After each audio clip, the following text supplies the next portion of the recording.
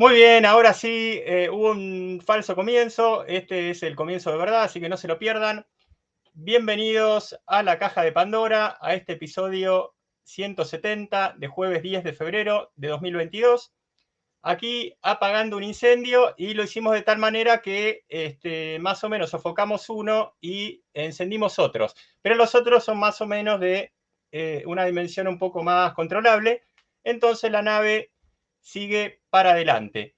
Hoy tarde de ocultismo, salud, conciencia y luego con Constantín, por supuesto, más salud, en este caso orientada como corresponde, como es su costumbre, a la tecnología. Ahora es momento para falsos mitos sobre el ocultismo con uno de nuestros especialistas en física, conciencia y unas cuantas cosas más, nuestro amigo Adrián García. Entonces, bienvenido Adrián a tu casa, buenas tardes. Buenas tardes, Carlos. Muchas gracias. Muy bien, Adrián, ¿cómo va todo por ahí? Bien, la verdad es que hoy tenemos un programa bien entretenido porque la verdad, como bien dijiste, la verdad es que, bueno, he estado investigando estos últimos 11 años, ¿no?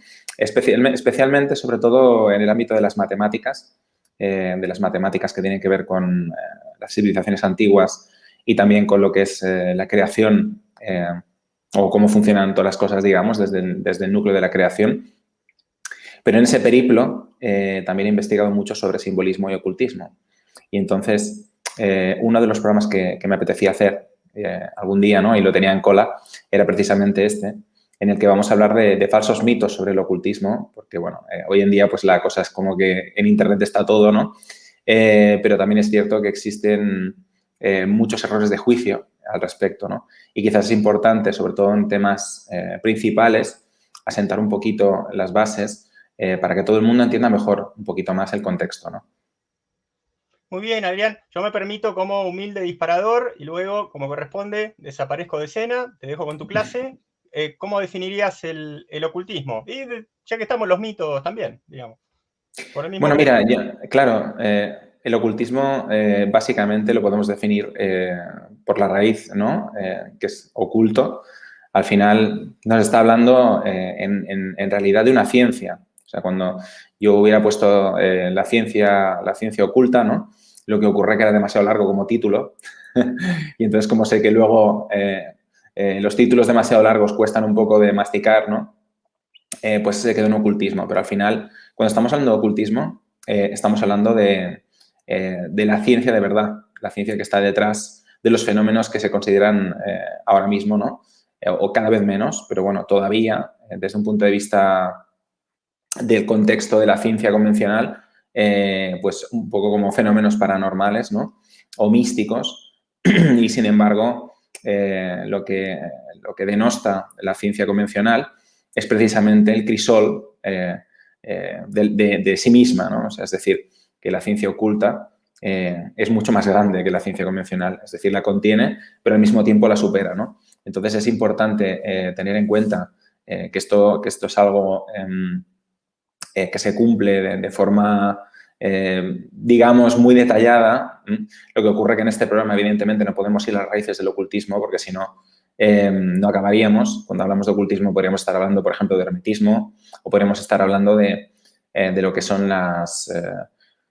podríamos decir, los estudios místicos y filosóficos de las distintas culturas y religiones y de los distintos movimientos del planeta, ¿no? Movimientos místicos. Entonces, pues bueno, por ahí anda el ocultismo. Y luego, creo que me has comentado el tema de los mitos, ¿no? Los mitos al final, básicamente, son arquetipos, ¿no? O sea, un mito al final es el encaje de algo que está ahí, ¿no? Que forma parte inherente de lo que es la consciencia colectiva, de lo que es nuestra forma de entender las cosas y al final, pues bueno, pues ese mito lo que hace es ajustándose a lo que es la cultura, el contexto de la idiosincrasia de los diferentes pueblos, pues se convierte en un mito, ¿no? Y esto es un poco, al menos desde mi punto de vista, la definición de mito.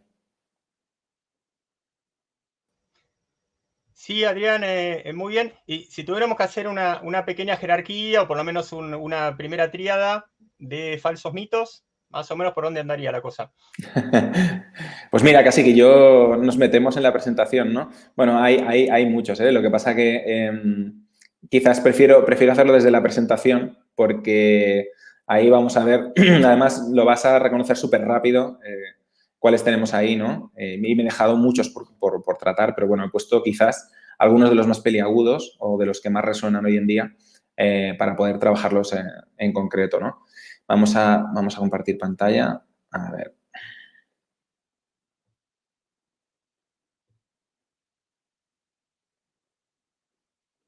Vamos a ver. Aquí está. Perfecto. ¿Se ve bien, Carlos? Sí, Adrián, ahí estamos a gusto, supongo. Venga, perfecto. Perfecto. Ahí está. Pues, a ver, un momentito, porque... Ok. A ver.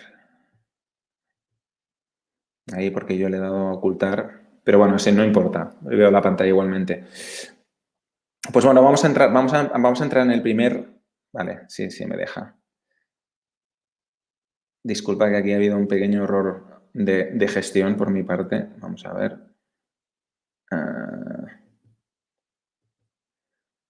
Porque me ha desaparecido la pantalla de la presentación, que es precisamente la que necesito. Ah, o sea, nosotros lo estamos viendo, nosotros, digamos, yo al menos como hospedador y la Sí, gente, pero vos no lo estás exactamente. viendo. Pero yo no lo estoy viendo ahí, ya está, en primer plano, ya está, ya lo tengo. Ah, muy Vale, bien, ahí perfecto, está. perfecto, ahí lo tenemos. Pues bueno, el primero yo creo que es una tendencia, podríamos decir, casi de moda, es el tema de la canalización espiritual, ¿no? Entonces, este es un tema, como digo, peliagudo, porque aquí el más pintado se dedica a canalizar, ¿no? Vaya usted a saber el qué, ¿no? Unos canalizan mensajes supuestamente de Dios, otros de entidades paranormales o supranormales, otros canalizan supuestamente mensajes de otros lugares, en fin, hay todo un sinfín de supuestas canalizaciones que al final canalizar lo único que significa, como la palabra bien lo define, ¿no? Es conducir una información en este caso y actuar básicamente como puente, ¿no? Como puente de esa información y, bueno, pues darla a conocer, ¿no? Entonces, claro, ¿qué ocurre con esto? Creo que en otros programas lo he explicado bastante ampliamente, ¿no? Nosotros no somos solo nuestro cuerpo físico y esto no es algo que afirme yo, sino que, bueno, que está presente en todas las culturas, en todas las filosofías y en las culturas místicas alrededor del planeta. En Oriente, además, se comprende mucho mejor y es que nuestro cuerpo tiene una serie de reverberaciones en distintos niveles energéticos que se podrían definir en función de su acción, ¿no? De cómo son, de cómo funcionan. Entonces, no voy a entrar ahora a explicarlo en detalle, ¿no? Pero podríamos decir que tenemos el cuerpo físico, por otro lado tenemos los cuerpos de emociones, los cuerpos mentales y finalmente, en el techo de todo esto, nos encontraríamos con lo que es el cuerpo espiritual, que directamente sería la conexión con la fuente, ¿no? Entonces, esto es fundamental, ¿vale? De la misma forma que nosotros estamos, digamos, experimentando en su amplitud todo lo que es el plano físico, y en el plano físico existe un ecosistema complejo en el que, bueno, pues tenemos animales, tenemos plantas, tenemos hongos, tenemos el reino mineral, tenemos toda una serie de contexto, ¿no? Para la vida, pues bueno, que generan una serie de ecosistemas y de dinámicas, ¿no? Entonces, pues, ¿qué ocurre? Que los distintos planos, en los planos emocionales, que también se denominan planos astrales, en los planos mentales, etcétera, también existen ecosistemas. Entonces, tenemos que entender que en esos ecosistemas, de la misma forma que nosotros nos encontramos aquí en nuestro ecosistema, en el mundo físico, seres o, podríamos decir, personas, ¿no? En este caso, y otro tipo de seres como pueden ser animales, etcétera, que nos son afines y otros que no, pues pasa exactamente lo mismo en otros planos vibracionales, ¿no? En otras dimensiones. Con lo cual, claro, esto de alegremente decir me voy a dedicar a canalizar, pues bueno, pues la verdad es que cualquiera que lo estuviera escuchando con un poquito de formación dentro de lo que es las escuelas místicas, a mí me gusta denominarlo la escuela de las eras o la escuela invisible, pues echaría las manos a la cabeza, ¿verdad?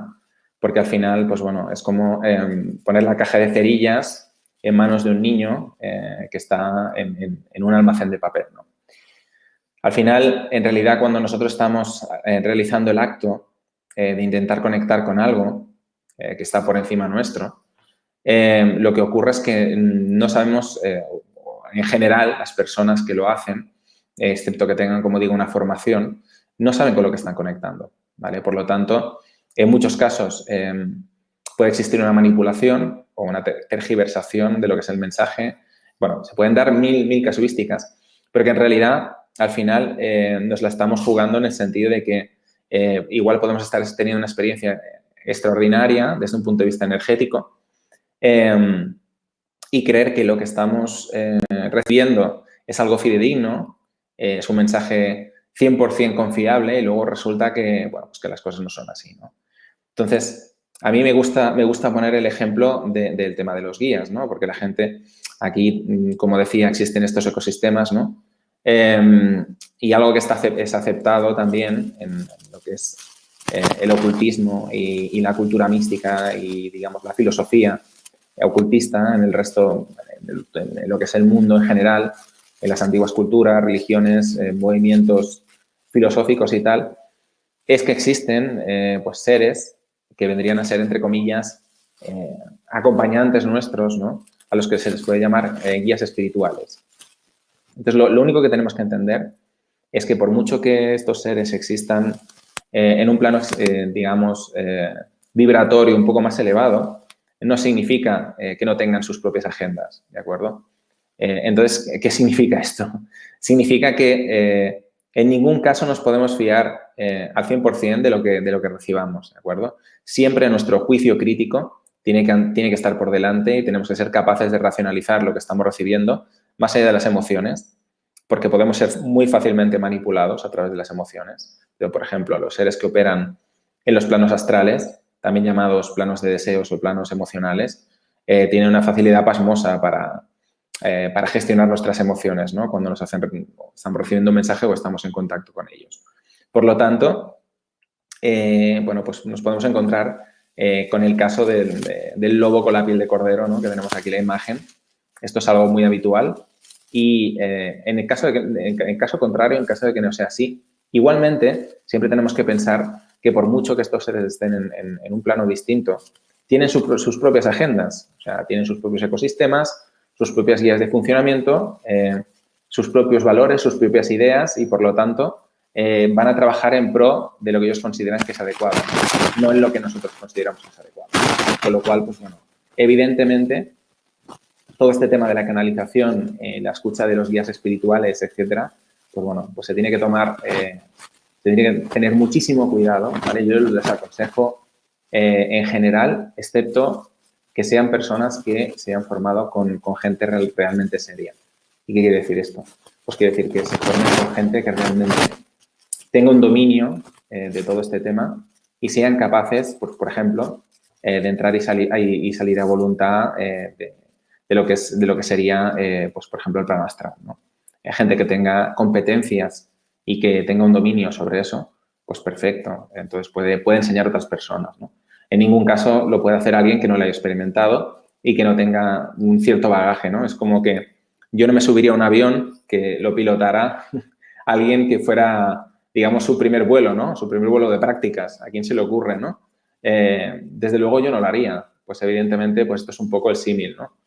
Entonces, lo mismo que estoy hablando de guías, supuestos guías espirituales de otros planos, también podríamos hablar de guías o supuestos guías espirituales de nuestro ecosistema, ¿no? De nuestro plano físico. En este caso, pues tenemos a uno bastante conocido de la India, un tío que en general me despertaba bastante simpatías, Sadhguru, ¿vale? Es un tipo, bueno, pues que es yogi, que se ha hecho a sí mismo y que tiene una serie de, bueno, eso es lo que él dice, que tiene un conocimiento bastante interesante de lo que es, podríamos decir, el funcionamiento y la arquitectura de todo esto que estoy explicando, ¿no? Y cómo nosotros interactuamos con todo ello. Pero, pues evidentemente, como decía, cada uno tiene su propia agenda, ¿no? Y en este caso, pues bueno, aquí relativamente interesante es que debajo suyo tenemos otra persona que también es bastante conocida, que es Klaus Schwab, ¿no? Que es un señor que es el presidente del Foro Económico Mundial.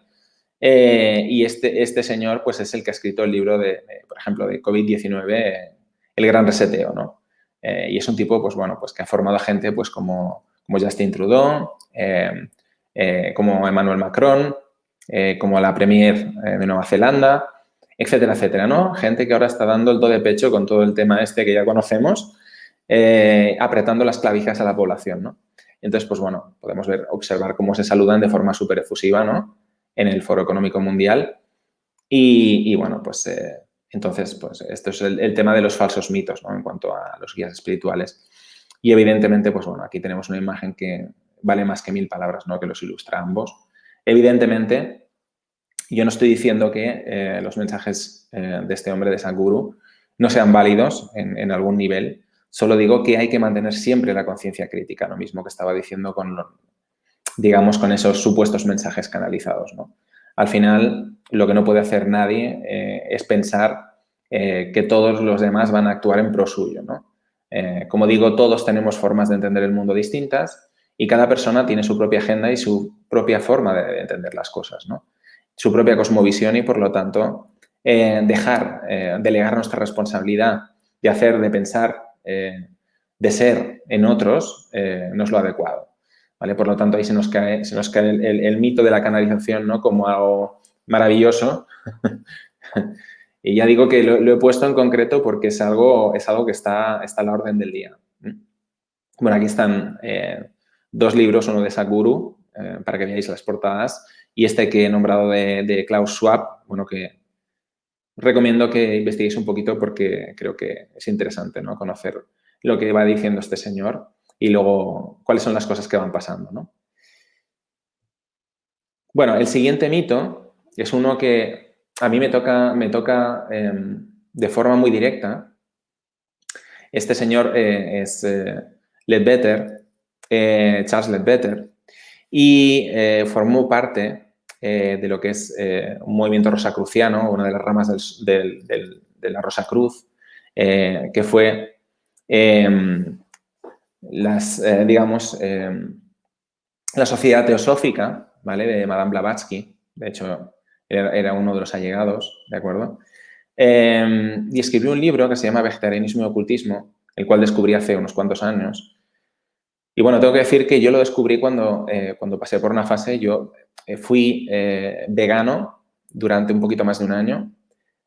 O sea, el vegetariano vegano es aquel que no come ningún tipo de proteína animal, pero además tampoco come nada que derive de los animales, como por ejemplo puede ser la miel, en fin, bueno, toda una serie de cosas, ¿no?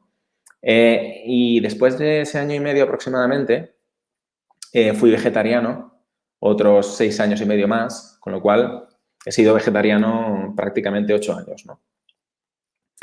Entonces, este señor escribió este libro, como digo, un libro que tiene sus luces y sus sombras, pero que es muy importante, porque si bien es cierto que cuando comemos más cantidad de verde o nos enfocamos más en lo que es una alimentación vegetariana, vamos a tener un nivel vibracional energético mucho más elevado.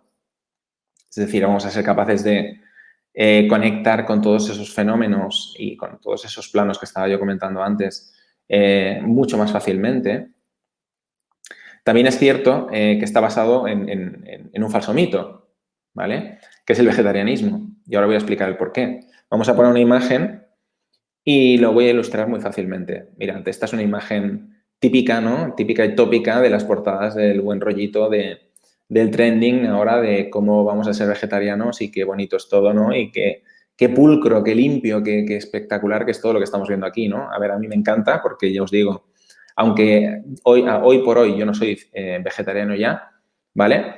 Sí que es cierto que mi alimentación es prácticamente, podríamos decir, un 90% vegetariano y un 10%, ¿vale? pues bueno, pues que voy introduciendo un poquito de pescado, ¿no? A la alimentación. Entonces, ¿por qué pongo esta imagen? Como digo, muy pulcra, muy limpia. Pues porque la realidad de las cosas, cuando nosotros observamos a los animales que viven, o sea, los herbívoros, que se alimentan básicamente de plantas, claro, esta imagen no pega para nada. O sea, en realidad lo que tenemos que estar pensando es algo como esto, ¿vale? Esto es una hoja de lechuga, podría ser una hoja de lechuga ecológica que compremos nosotros en casa, y lo primero que vamos a hacer cuando empezamos a pelar hojas es que hay mosquitas pequeñas, pulgón, pequeños insectos y está todo plagadísimo, ¿vale? Porque como no se han utilizado pesticidas, esa lechuga está llena de insectos pequeños, ¿vale? Y por mucho que nos esmeremos, siempre alguno queda por ahí, ¿eh? Os lo digo porque como he sido vegetariano y continúo siendo un devorador de ensaladas bastante precoz, lo que ocurre es que cuando te compras la lechuga ecológica y te pones a limpiarla, te pones a lavarla, pues a veces la tienes que lavar 5 o 6 veces o más, porque cuesta muchísimo, ¿vale? Sacar todos los insectos. En fin, también existen truquillos para eso, como utilizar el limón, etcétera, etcétera. Lo único que digo es que cuando tenemos esa imagen idílica de las vacas paciendo en el prado, como estas que tenemos aquí, ¿no? Tenemos aquí un bosquecito bastante majo, y este prado, pues en un prado como estos, vosotros intentad pasear sin pisar insectos, ¿vale? En primavera o en verano, da igual, no importa. Iros al Pirineo y veréis que por cada paso que deis van a saltar 10 saltamontes mínimo, ¿vale? Y eso estamos hablando de una especie de insectos. Pero evidentemente hay decenas de miles de distintas especies de insectos que están viviendo, que comen esas hojas también y que están coexistiendo con las vacas y que evidentemente os podéis imaginar que la vaca cuando pace, cuando come la hierba del prado, no está seleccionando, no hace como nosotros, no tiene, digamos, su recipiente con agua, ¿no? Para ir limpiando la lechuguita, la hierbecita y tal, ir sacando los insectos. La vaca pace, come y lo que se lleve para adentro se lo lleva para adentro. Entonces, ¿cuál es el resultado? Pues el resultado es que la vaca está comiendo cantidad de kilos de insectos cada día, ¿vale? Esta es la realidad, es decir, está comiendo proteína animal todos los días la vaca. Y quien dice la vaca, dice cualquier herbívoro, ¿de acuerdo? Bueno, aquí os he puesto una imagen de un saltamontes pequeño, de un tipo de saltamontes, hay muchísimos, ¿vale? Yo os digo que es increíble, o sea, es como para ir al prado y estar allí sentados 5 minutitos y observar la hierba de cerca y veréis lo que os estoy diciendo. En este caso, pues bueno, vemos al gorila y que no habéis visto en ningún documental al gorila sacudiendo las hojas, ¿no? Para sacar las moscas pequeñas, los mosquititos, el pulgón, el no sé qué. Desde luego que no. Es decir, estamos hablando de que el gorila, que tiene esa envergadura, pues evidentemente está comiendo muchísima hoja verde cada día y, por supuesto, está ingiriendo cantidad de insectos, ¿vale? Entonces, ¿hasta qué punto podríamos decir que los herbívoros son herbívoros? Bueno, es un mito, ¿no? En general, que los herbívoros solo coman hierba, solo coman verde, como estoy diciendo, ¿no? Al final se están alimentando de proteína en cantidades importantes. Entonces, ¿a qué nos lleva esto? Pues nos lleva a que podéis hacer una prueba, si no me creéis lo que os estoy diciendo. Yo os lo digo porque es una prueba que hice con mi mujer la última vez que fuimos a coger moras y desde entonces no hemos vuelto a coger moras. Porque como nos han educado dentro de estos falsos mitos, ¿vale? Y luego nos vamos al ocultismo, lo vamos a atar ahora con el tema ocultista, os vais a recoger las moras, las zarzamoras, las ponéis en un recipiente con agua y a continuación exprimís un par de limones. Lo dejáis 5 minutos en reposo y veréis qué va a ocurrir. Esas moras tan bonitas, tan preciosas, tan limpias, ¿no? Aparentemente, tan jugositas, están absolutamente infestadas de pequeños insectos, ¿vale? O sea, ¿quién no ha ido a buscar estas zarzamoras y ha comido, las ha comido de la propia planta, ¿no? Todos lo habremos hecho en algún momento de nuestra vida. Pues ya os puedo asegurar que cuando lo habéis hecho, no solo habéis comido fruta, habéis comido cantidad de insectos pequeños, ¿vale? Y como digo, podéis hacer la prueba y vais a alucinar con lo que vais a encontrar dentro de las moras, ¿vale? Entonces, conclusión, el único ser que come fruta y verdura libre de pequeños insectos es el ser humano, ¿vale? Ese es el nivel de higienización que llevamos en nuestra vida. Pero como digo, es algo que está totalmente fuera de lo que es la naturaleza, ¿de acuerdo? Todos los otros animales que habitan en el bosque o que se alimentan de lo que crece en el bosque o en el prado o en cualquier ecosistema natural, se van a estar alimentando, por ende, de cantidad de insectos pequeños y, por lo tanto, están ingiriendo proteína animal, ¿vale?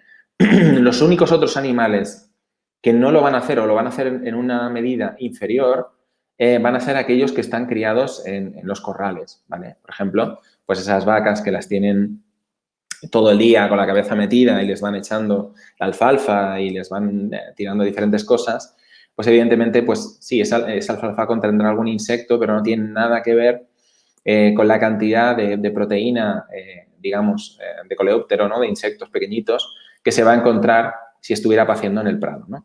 Y ese es uno de los motivos por los cuales, pues bueno, pues evidentemente las vacas que son criadas en los establos, entre otras cosas, evidentemente el sol y todos los elementos que no puede disfrutar de forma natural, esa libertad, el tema psicológico, etcétera, etcétera, etcétera. Pero este es un tema muy importante porque estamos hablando de fisiología, ¿vale? Entonces, realmente se nos cae el mito del vegetarianismo como tal, ¿vale? Es decir, el ser humano necesita proteínas, igual que el resto de seres, ¿vale? Y si nos vamos a los océanos ocurre exactamente lo mismo. Los pececitos que comen plancton, ¿vale? El microplancton está lleno de krill, que son una especie como de gambas minúsculas, microscópicas, y por lo tanto se están alimentando también de proteína, ¿vale? ¿Qué es lo que marca la diferencia en este caso? Desde un punto de vista energético, ¿no? Si tenemos que ser puristas y ver qué es lo que nos favorecería más en el momento de potenciar nuestra energía desde un punto de vista espiritual, hay digamos, dos componentes principales. La primera sería que si vamos a ingerir algún alimento que procede de proteína animal, que como digo, es inherente y necesario, ¿vale? Y os lo digo que lo he comprobado en persona, porque tengo mi mujer, por ejemplo, ella es una persona que es del grupo O y también ha sido vegetariana unos cuantos años. Y bueno, y llegó un punto en que casi enferma por no comer proteína, ¿vale? En función de los grupos sanguíneos y de otros muchos factores, no solo el grupo sanguíneo, nuestras dietas deben ser adecuadas a quienes somos, ¿vale? Entonces, pues bueno, en este caso, si imaginemos que vamos a ingerir los huevos de unas gallinas, evidentemente no va a tener nada que ver ingerir unos huevos de unas gallinas que estén en libertad, que vean la luz del sol, que estén comiendo insectos, que estén moviéndose en amplitud, que esas gallinas que van a estar metidas en las jaulas, que no ven la luz del sol más que luz artificial, que les están inyectando antibióticos cada día, que comen pienso, bueno, etcétera, etcétera, etcétera, ¿no? Con un nivel de estrés elevadísimo, pues evidentemente esos huevos, pues bueno, llevan una carga energética muy negativa. Cuando digo carga energética, estoy hablando desde un punto de vista vibracional por un lado, pero también, si queréis, lo llevamos a la ciencia de hoy y es muy fácil entenderlo, ¿vale? Porque existe el concepto de la epigenética. ¿Qué significa epigenética? ¿Vale? Significa, digamos, la genética que se modifica en función de las circunstancias que están, digamos, dándose en un momento dado para un ser vivo, ¿no? En este caso, si yo, por ejemplo, varío mi alimentación y la hago más tendente al vegetarianismo, pues estaré inactivando una cantidad de genes que, digamos, son disparadores de diferentes cánceres, muy importante. En concreto, aproximadamente, si no recuerdo mal, unos 412 genes que son potencialmente carcinógenos y que, por lo tanto, pues bueno, pues estoy cambiando desde un punto de vista epigenético mi configuración del código genético, ¿vale? De mi código genético. Entonces, esto desde un punto de vista superior, de rango superior a nivel energético, pues ocurre exactamente lo mismo, ¿no? Todo lo que es la experiencia de estos seres vivos queda almacenada dentro de lo que es sus células. Entonces, cuando nosotros vamos a ingerir algún alimento que procede de ellas, al final vamos a recibir esa carga, ¿no? Desde un punto de vista fisiológico y desde un punto de vista energético también, ¿vale? Entonces, este sería el factor número 1, ¿no? Las condiciones de vida de los animales o de los productos derivados de los animales que nosotros vamos a tomar, que en este caso podrían ser huevos, en otro caso, por ejemplo, podría ser miel de abejas, ¿vale? O podrían ser las propias gallinas, ¿vale? Porque yo, por ejemplo, no como carne, pero sí como pescado ahora mismo. Entonces, pues bueno, pues en este caso, pues los peces, ¿no? Los peces que voy a ingerir. Y el segundo, y este yo creo que es fundamental, muy importante, vamos a hablar de lo que es la escala filogenética, es decir, la distancia evolutiva respecto al ser que nosotros vamos a ingerir. ¿Vale? Evidentemente no es lo mismo irse a un prado y comer hierba, como hacen las vacas, o comer frutas de un árbol, o esas zarzamoras que llevarán gusanitos, insectos pequeños, que, pues, evidentemente, comer carne pues, de cerdo o de caballo, ¿vale? O de vaca. Evidentemente, la distancia desde un punto de vista filogenético, es decir, desde un punto de vista evolutivo, es mucho más cercana para lo que son los mamíferos y es muchísimo más lejana para lo que son los insectos, ¿vale? Evidentemente, esto está asociado, y lo vais a entender muy fácil, al tema energético por un motivo muy patente, que es el desarrollo del sistema nervioso, ¿de acuerdo? Pensad que nosotros, evidentemente, como el resto de seres vivos, somos electromagnéticos en esencia. Entonces, ¿qué ocurre?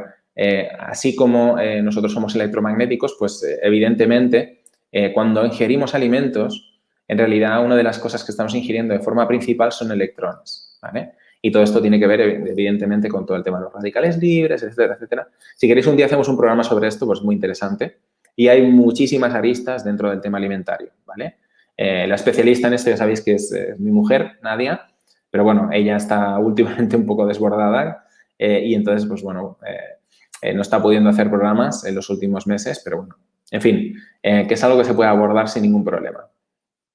Como digo, pensemos en escala filogenética, ¿de acuerdo? Evidentemente, una hoja de lechuga estará mucho más lejos filogenéticamente que una rama, ¿no? Y un insecto muchísimo más lejos, como digo, que un mamífero, ¿no? Entonces, pues bueno, pues eso está marcando la diferencia desde un punto de vista del ocultismo.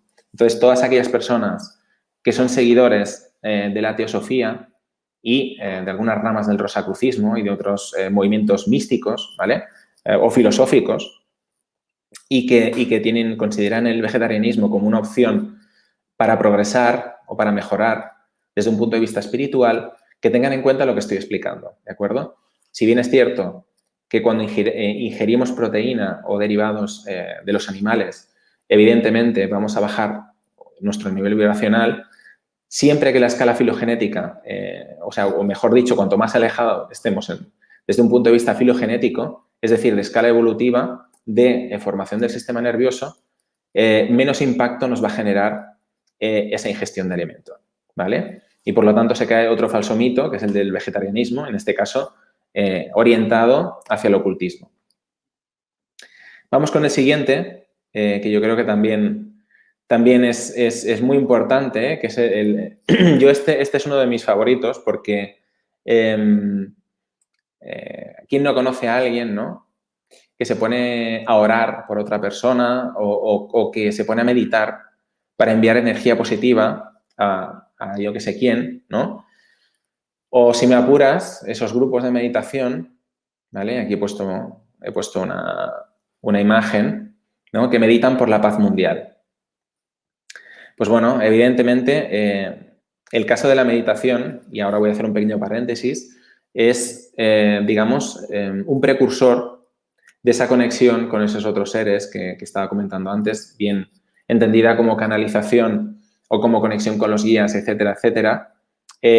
Digamos que cuando uno medita, se abre a esas realidades más sutiles. Entonces, es fundamental aprender a meditar con personas que entienden o conocen cómo funciona esto y que, por lo tanto, nos pueden guiar respecto a cómo hacer meditaciones, pero al mismo tiempo estar protegidos, ¿de acuerdo? Esto es muy importante. Dicho esto, lo siguiente es lo que estábamos hablando, ¿no? Bueno, resulta que mi vecino o mi vecina está pasando un mal momento, es una persona a la que le tengo un cierto cariño, ¿no? Esto es figurado, evidentemente, ¿eh? Esto que estoy explicando. Es un ejemplo. Y de repente, pues bueno, pues se me ocurre la brillante idea de decir, oye, como yo estoy dedicando media hora cada día a meditar y yo sé que eso tiene unos efectos, pues voy a dedicarme durante una semana a enviarle energía positiva a esa persona, a procurar que su vida mejore esa semana, ¿no? Y yo cada día, pacientemente, me voy a mi rinconcito, a mi sitio especial, me siento, hago mis respiraciones, me pongo mi incienso, mis rollos, lo que haga falta, y me pongo a meditar, ¿vale? Entonces, lo que va a ocurrir es un efecto muy interesante, ¿vale? Y ahora os lo voy a explicar desde el punto de vista grupal.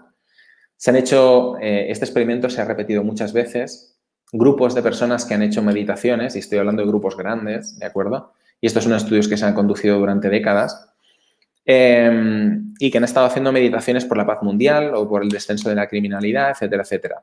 Entonces, ¿qué ha ocurrido? Que efectivamente esto se producía, había efectivamente un descenso de la criminalidad, de la violencia y de los eventos negativos, y por lo tanto se medía y era un efecto comprobable y se ha replicado. Y ahora viene la cara B. ¿Por qué no hay que hacerlo? ¿De acuerdo? Porque justo después de eso, lo que ocurría era exactamente lo contrario, el efecto rebote, ¿vale? De repente, una vez acabada la meditación, resulta que es como si hubiéramos intentado parar el flujo de una fuente, ¿no? De una fuente que está en marcha, y le paramos, le tapamos el caño por donde sale el agua, o una manguera, imaginaos una manguera, ¿no? La tapamos, es que de repente sueltas el dedo y sale el agua disparada con una fuerza tremenda, ¿no? Pues esto es un poco lo que sucede con la energía, en este caso, procedente de esta meditación o de esta, podríamos decir, ejercicio guiado, ¿no? De enfoque de esta energía, ¿no? Al final, lo único que estamos haciendo es producir el efecto contrario al que queremos lograr, ¿no? ¿Por qué? Porque existe algo, por un lado tenemos dos efectos, ¿no? Por un lado tenemos el tema de la no injerencia, que ahora explicaré lo que es, y por otro lado tenemos el efecto de la ley de polaridad, ¿vale? Es decir, todo es polar en este mundo. O sea, tenemos frío y tenemos calor, tenemos polo positivo, tenemos polo negativo, todo lo que podemos imaginarnos, día y noche, etcétera, etcétera. El bien y el mal, si queréis, desde un punto de vista ya más, pues ya más ético, ¿no?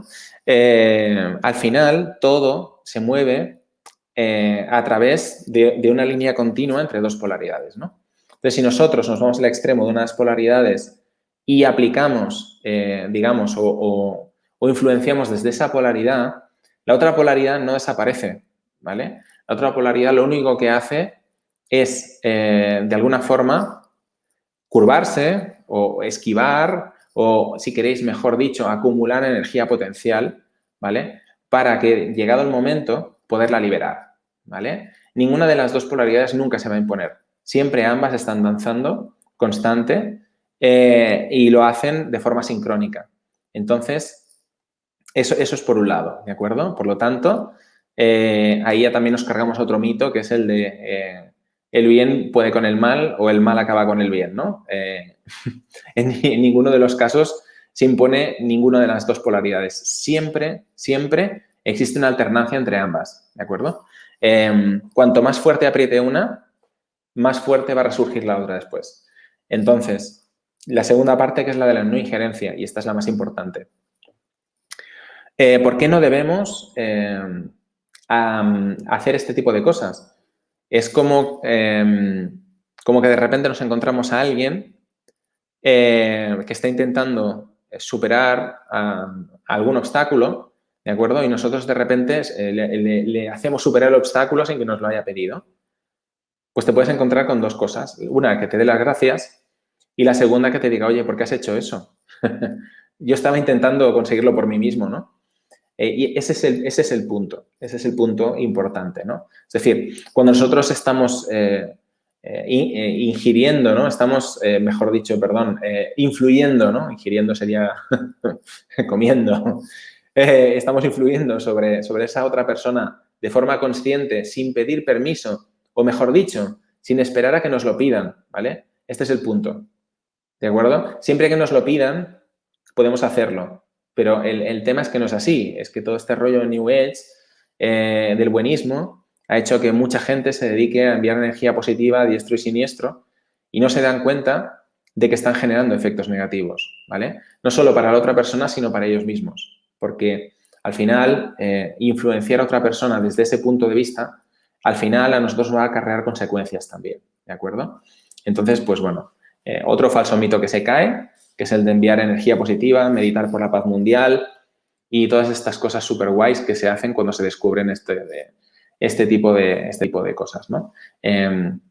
Como veis, pues bueno, pues es fundamental entender que de la misma forma que cuando nosotros estamos circulando con una bicicleta, ¿no? Que aprendemos a pedalear, vamos a tener que respetar una serie de normas, porque si no, pues vamos a provocar un accidente, ¿de acuerdo? Eso de pequeños lo descubrimos muy rápido porque empezamos a ir con la bici para arriba y para abajo y el primer día que te cruzas con un coche te das cuenta de que tienes que ir con ojo, ¿no? O tus padres te dicen, cuidado, que te van a atropellar o a ver si vas a provocar un accidente o etcétera, etcétera, ¿no? Es decir, hay toda una serie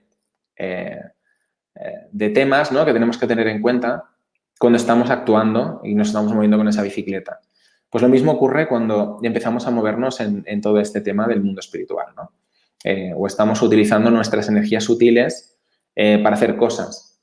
Pues bueno, pues tenemos que tener en cuenta que existen toda una serie de normas que hay que conocer, ¿de acuerdo? Y toda una serie de interacciones que es necesario aprender para no pedalear directos al precipicio, ¿vale? O llevarnos por delante a alguien con nosotros. Entonces, pues bueno, esto es importantísimo, ¿vale? Espero que luego no me preguntéis, oye, pero si la persona está muy necesitada, no. Si la persona está muy necesitada, os lo tiene que pedir. Porque si no, le vais a generar un perjuicio, ¿vale? Porque a esa persona le estáis negando la oportunidad de resolver esa situación por sí misma.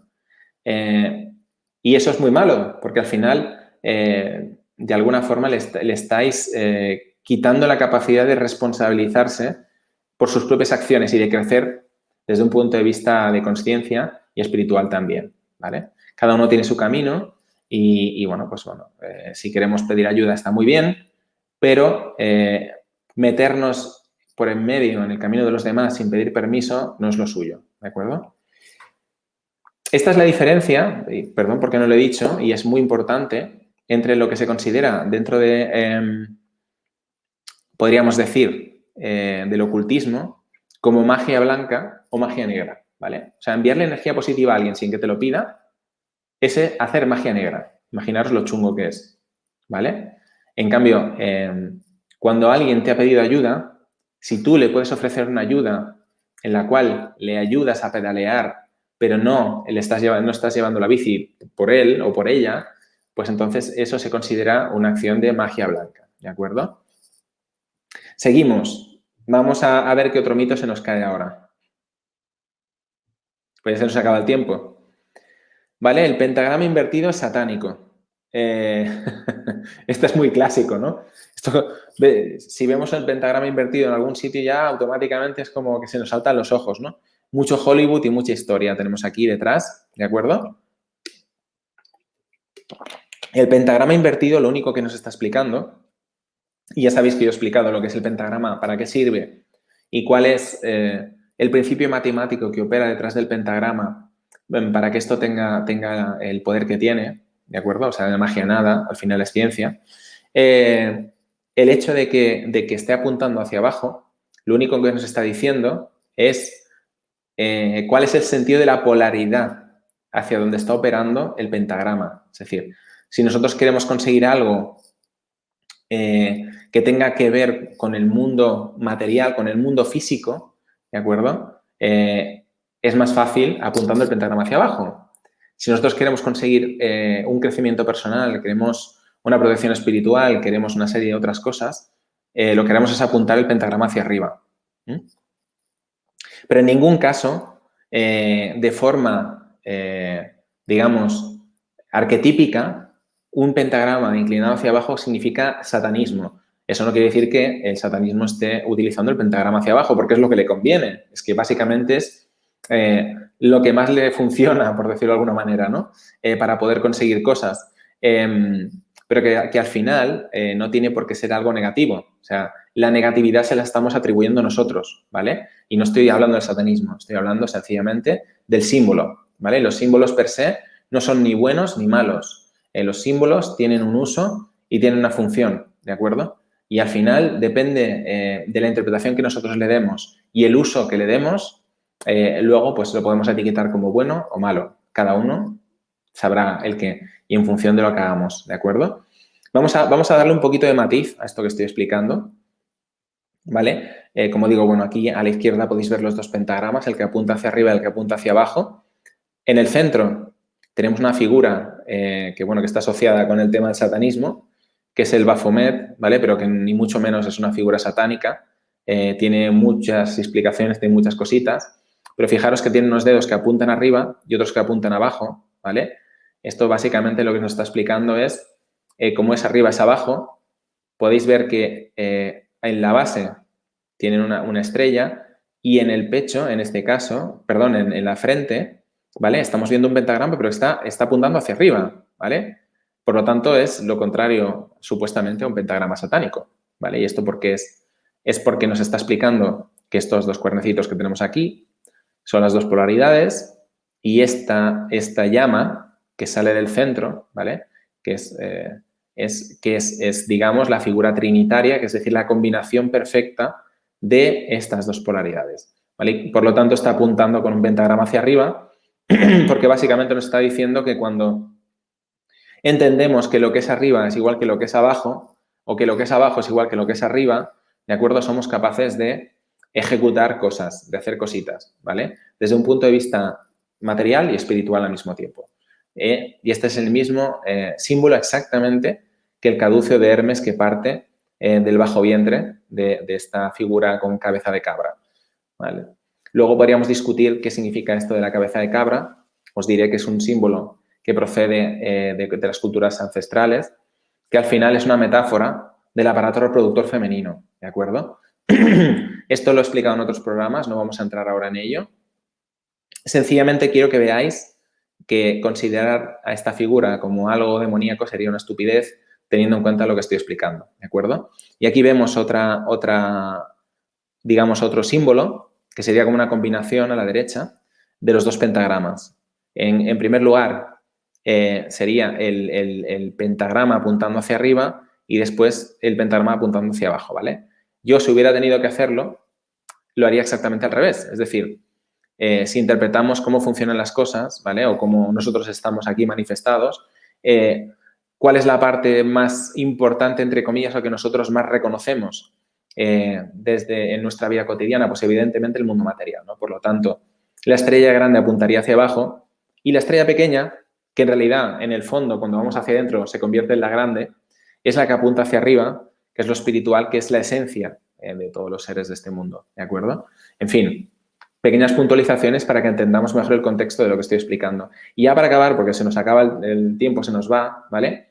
El último mito, que este me gusta especialmente, ¿vale? Que, bueno, ya veis, ¿no? Todos aquí con el tema de del dedito, con los tres, tal, que aquí se interpreta esto en muchos casos como el 666, ¿no? O sea, esto es como si fuera el número 6 y si yo lo separo un poquito, pues tenemos 1, 2 y 3, 666, ¿vale? Para empezar, yo he explicado en muchos programas lo que significa el número 666, que ya sabéis que tiene que ver con la matemática o la geometría de un cubo perfecto, que tiene un área y un volumen que son exactamente iguales desde un punto de vista tridimensional, ¿vale? Todo tiene una relación matemática. Evidentemente, no digo que esta gente esté haciendo este símbolo por eso, para nada, ¿vale? Porque efectivamente dentro de lo que es el mundo del espectáculo, Hollywood, músicos famosos, estrellas del pop y tal, existe mucho satanismo, ¿vale? Mucho. Y eso es porque sencillamente, pues les enseña algunos principios de manejo de estas energías y se dan cuenta de que esa es la vía rápida, ¿vale? El camino sin curvas para conseguir cosas, digamos, dentro de lo que es nuestro mundo material, ¿de acuerdo? A partir de ahí, que cada uno investigue y que haga lo que tenga que hacer en este sentido, ¿no? Sencillamente voy a desmitificar que este símbolo solo signifique lo del 666, ¿vale? Porque últimamente no paro de encontrarme en canales de Telegram, en webs y demás, que cuando estamos viendo esto siempre es satanismo, 666. Pues no, ¿vale? Pues rotundamente no. Y ahora vamos a ver el por qué, ¿de acuerdo? Mirad, aquí tenemos un señor de la India, un yogi, que está haciendo precisamente esta posición con ambas manos, si veis lo tiene hacia abajo, ¿de acuerdo? ¿Y qué diríamos? ¿Que este señor es un satanista? O sea, ¿consideráis a los yogis satanistas? El de la derecha evidentemente lo conocéis, que es el que está hablando, y yo evidentemente estoy haciendo ese símbolo y no lo estoy haciendo con intención satanista, porque, a ver, en fin, todo el mundo es libre, ¿no?, de pensar y opinar como quiera, pero desde luego no es la filosofía que a mí me vaya. Y los que seguís mis programas lo tenéis claro, ¿de acuerdo? Sencillamente, yo en este caso, que sabéis que siempre me refiero a las matemáticas, cuando hice esto, me estaba refiriendo a una circunferencia y estos 3 deditos indican el radio de la circunferencia, el radio 3. Porque precisamente ese cubo que os decía antes, 666, ¿vale? Que es el cubo perfecto desde un punto de vista tridimensional, dentro tiene una esfera contenida, inscrita dentro del cubo, de radio 3, que es una esfera que tiene una característica muy importante, eso lo he explicado en diferentes programas, ¿vale? Como el del Arca de la Alianza, el programa del libro de Apocalipsis revelado, etcétera, etcétera. Esa esfera, su volumen y su área, que son los mismos, la única esfera desde un punto de vista tridimensional que cumple con esas características, genera una equivalencia casi perfecta entre la proporción áurea, el número pi y el número e, que es la base de los logaritmos naturales, ¿vale? Todo esto os recomiendo que lo veáis en los programas que os he citado, ¿de acuerdo? Pero en este caso mi símbolo se refiere a eso. Y lo que está haciendo este señor, este yogi, ¿vale?, es aplicar una ciencia milenaria, que es la ciencia de los mudras, que básicamente lo que hace es, entendamos lo que he explicado antes sobre el sistema nervioso, ¿de acuerdo?, que es el transmisor directo de la energía electromagnética, que es la que nos permite interactuar con los distintos planos de existencia. Y justamente en las puntas de los dedos, de la mano, tenemos un nivel de terminación nerviosa extraordinario, ¿vale? Por eso cuando nos rompemos una uña o nos damos un golpe o nos cortamos un dedo, es tan absolutamente doloroso. Esto que veis aquí, estos movimientos de manos, estas posiciones, se denominan mudras y son formas de conseguir canalizar la energía del cuerpo humano, la energía electromagnética, para conseguir distintos fines, para con nuestro propio cuerpo y para interactuar con las energías sutiles que lo rodean, ¿vale? Y hasta aquí el tema de los mitos por hoy, no nos va a dar tiempo de más. Otro día haremos otro programa de falsos mitos del ocultismo.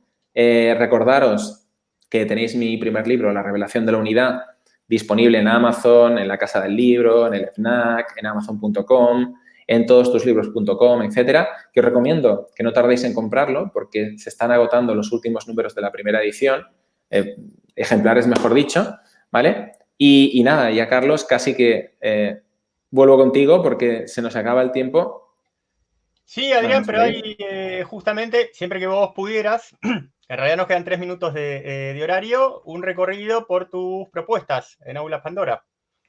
Sí, pues mirad, tenemos 3 cursos bien diferentes. Uno que es el de las matemáticas áureas, que nos va a permitir adentrarnos en los secretos matemáticos de la creación, ¿de acuerdo? A todos los que os guste entender mejor cómo funcionan las cosas, os recomiendo desde un punto de vista matemático, ¿vale? El curso de matemáticas áureas.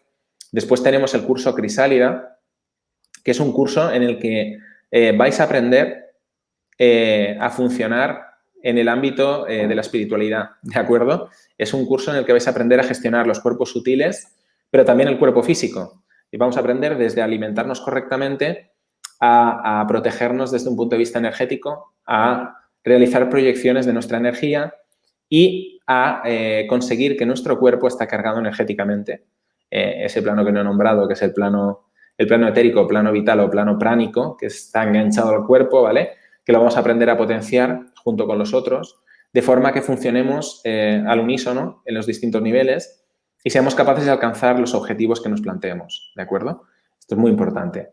Y parte de mi práctica, no parte de teoría. Son muchos años. Y por último, tenemos el curso de Matemáticas Védicas, que es un sistema de cálculo que tiene más de 5.000 años, que es espectacular en principio, porque nos permite, y esto es lo interesante, aprender a trabajar las matemáticas, el cálculo matemático mental, con una velocidad de prácticamente más de 1000 veces lo que nos han enseñado en la escuela, ¿vale? ¿Qué tiene de especial esto? Pues mirad, para mí lo más importante es que vamos a poder trabajar las matemáticas desde el hemisferio holístico. Por ejemplo, para hacer una multiplicación podemos elegir cantidad de métodos distintos, de forma que, y este es el secreto de las matemáticas védicas, ¿vale? Se utilizan sutras, es decir, unas fórmulas concretas que están en armonía con la forma natural de procesar lo que son las matemáticas por parte de las personas, de forma innata, ¿vale? Por lo tanto, vamos a ser capaces de reconectar lo que son las matemáticas, hemisferio izquierdo, que es el concreto, con el hemisferio derecho, que es el holístico, y vamos a superar muchos traumas de la infancia y además vamos a ser capaces de abrir las matemáticas, como digo, al ámbito holístico, que es una experiencia absolutamente extraordinaria, ¿vale? Y esos son los 3 cursos que tenemos disponibles en Aulas Pandora.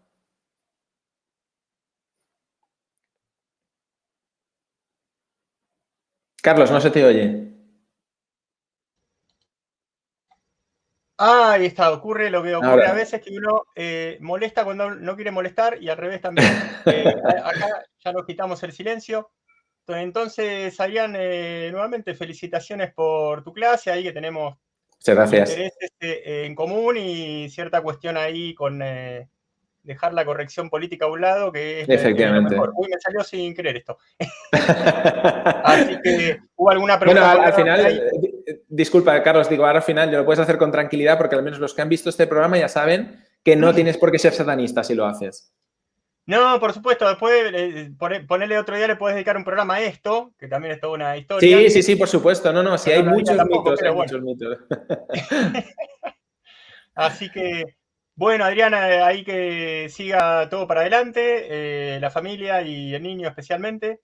Muy bien, Y gracias. estás participando cada 15 días, ¿no? Efectivamente, cada 15 días estoy aquí. Muy bien, Adrián. Un abrazo y nos vemos.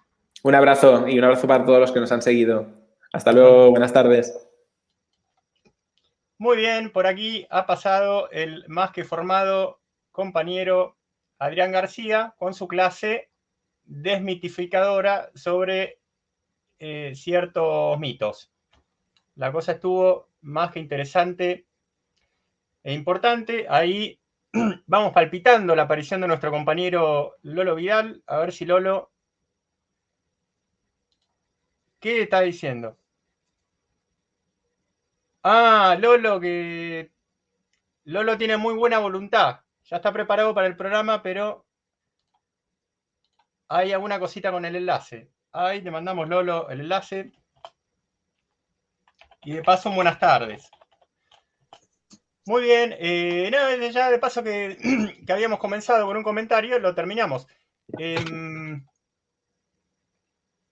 Hace un tiempo, Greg Braden, que estoy seguro que es norteamericano especialista en la conciencia, que sea especialista en la conciencia estoy más que seguro, no recuerdo si era inglés o norteamericano, comentó con detalle esta cuestión de las meditaciones masivas y del peligro que eso significa, que se entronca también con un tema que Adrián tocó sin querer haber tocado, pero que están bastante emparentados, que es esto del secreto y de todo lo que uno pueda conseguir a través de las técnicas de aquellos libros y de aquella película y de aquella autora. Entonces, a veces uno queriendo ayudarse o ayudar, entra a tocar ahí juegos de fuerzas que terminan convirtiendo el proceso general, especialmente una vez que termina, en justamente en eso, en contraproducente. Entonces, vemos que Lolo está por ahí debajo, como corresponde, portada, anunciando formalmente su participación. Sexualidad de calidad, él ahora en vivo en redes. Y enseguida Lolo Vidal, naturópata de cabecera de la Caja de Pandora, con todos nosotros.